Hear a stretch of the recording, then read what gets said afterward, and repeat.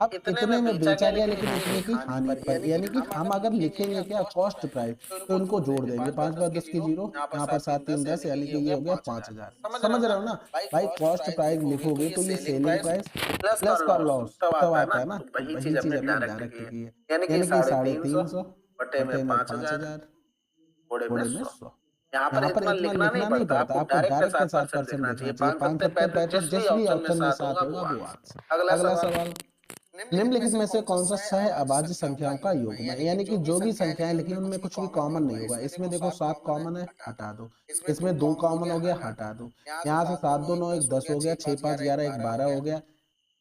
तो इसमें भी देख लेते हैं। अच्छा, यहाँ पर एक चीज आपको दिख रही होगी, ये 7 से करेंगे 7 3 के 7 एकम 7, इधर करेंगे 7 9 63 और 7 3 21, यानी कि 7 दोनों में कॉमन हो गया, ये भी कैंसिल, एक ही ऑप्शन तो बचा है। इसी तरीके से इसको करना था।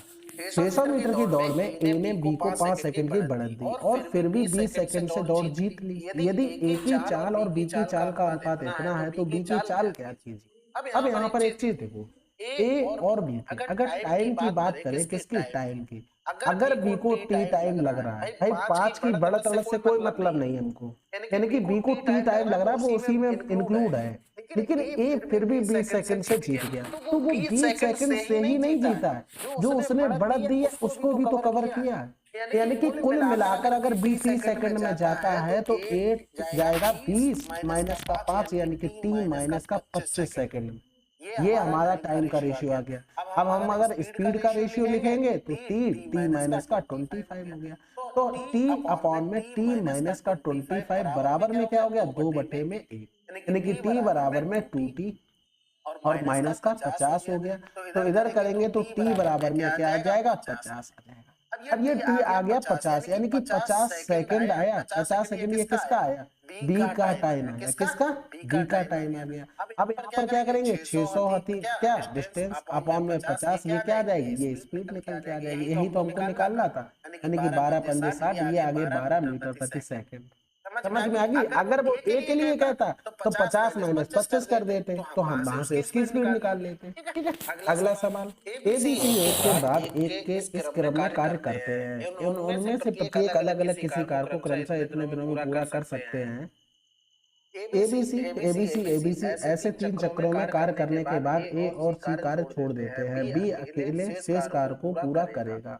तो देखो ए बी सी 16 12 हो गया, इनका अगर एलसीएम देखो 16 और 12 का लेंगे तो 48 आ गया।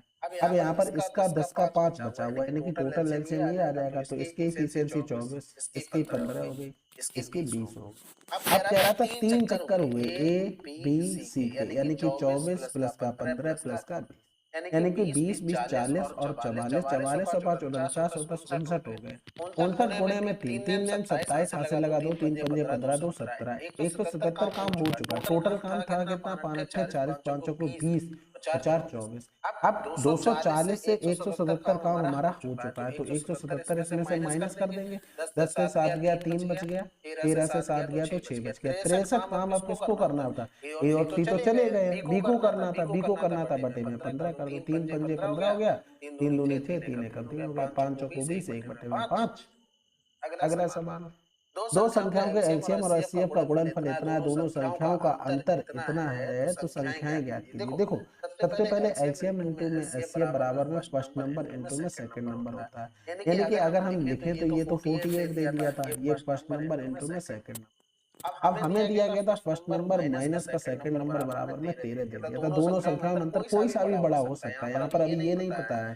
ठीक है, अब यहाँ पर ऑप्शन का सहारा ले लो बस। देखो इसका अगर गुणा करोगे तो 48 बनाएगा, नहीं बनाएगा, इसका करोगे ये बना देगा, ये नहीं बनाएगा, ये भी नहीं, तो आंसर नहीं। क्या हमें पूरा लिखना नहीं था। अगला सवाल, अब इसको देखो आरोही क्रम में लिखना था। आरोही क्रम मतलब हो गया छोटे से बड़े की ओर, तो x बराबर तो 5 है, y बराबर 8, सब में वैल्यू पुट करते हैं। तो पहले में 5 प्लस का 1 6 और 8 से 1 गया 7 हो गया। दूसरे में 5 दूनी 10, 8 दूनी 16 16 से और 3 चला गया 13 हो गया।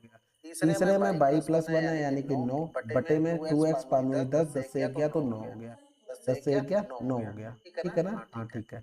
अब 22+1 यानी कि 9 हो गया, 8 1 9 और 3x यानी कि 5 3 15, 15 में से 8 गया तो 7। अब एक चीज देखो, ये तो एक से छोटे है, ये भी एक से छोटा है, यानी कि यहाँ से करेंगे ये तो 1 आ गया, यहाँ से करेंगे तो ये 7 एकम 7 हो गया, बचा 2, 7 दूनी 14, 1.2 आ गया। यानी कि अगर देखो ये तो छोटे आ गए ना, ये तो छोटे आ गए, हमें छोटे से बड़ा लिखना था।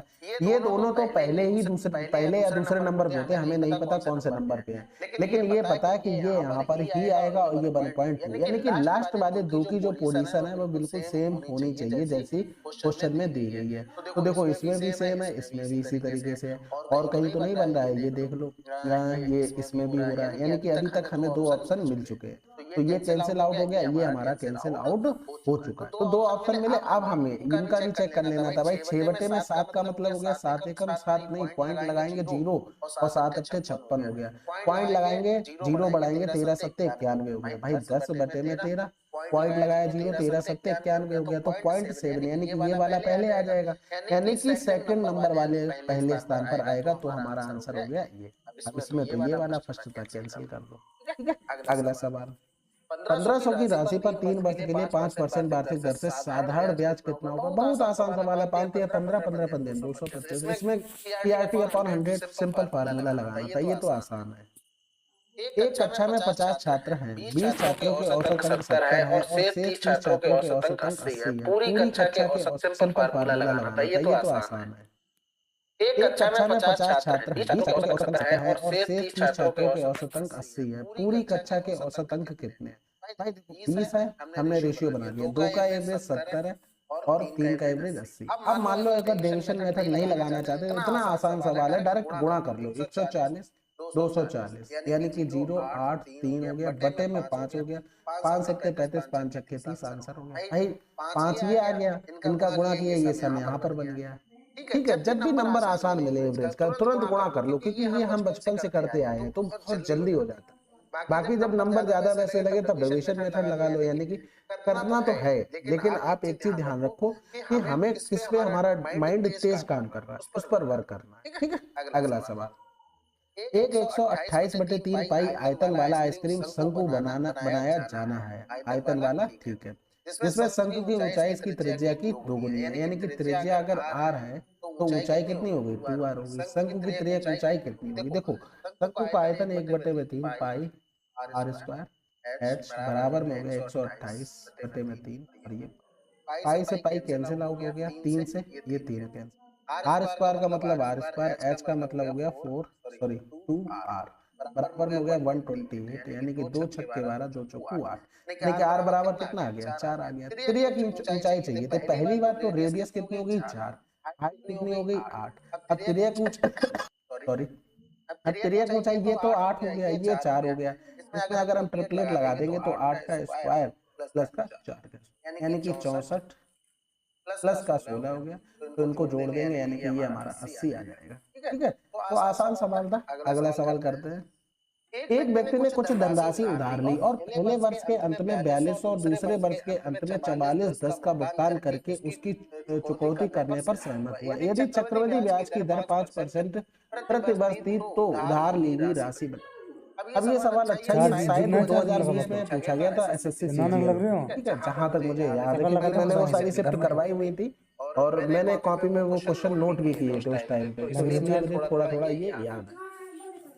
बाकी यहाँ से देखो, इसमें 2 कंडीशन दी गई थी। एक तो 5% का मतलब हो गया कि 1/20, यानी कि 20 से क्या हो रहा है? 21 हो रहा है, तो पहले साल के लिए 20 से 21 हो रहा है। ठीक है, दूसरे में 20 से 21 हो रहा है यहाँ पर, यानी कि इसका 21 बराबर में 44.10 लिखा था, तो 21 दूनी 42, 21 एकम 21 210 गुना, इसका भी 210 गुना अगर करेंगे तो 21 दूनी 42 हो गया, यानी कि यहाँ पर 42 हो गया। लेकिन एक चीज बताओ, जो पहले साल में था वो कितना जमा किया था? उसने 4200 जमा किया था, यानी कि जो पहले साल के अंत में, और ये हमारा प्रिंसिपल आया किसका? दूसरे साल के स्टार्टिंग में, तो पहले साल के अंत में टोटल अमाउंट कितना बना? 8400 रुपया बना।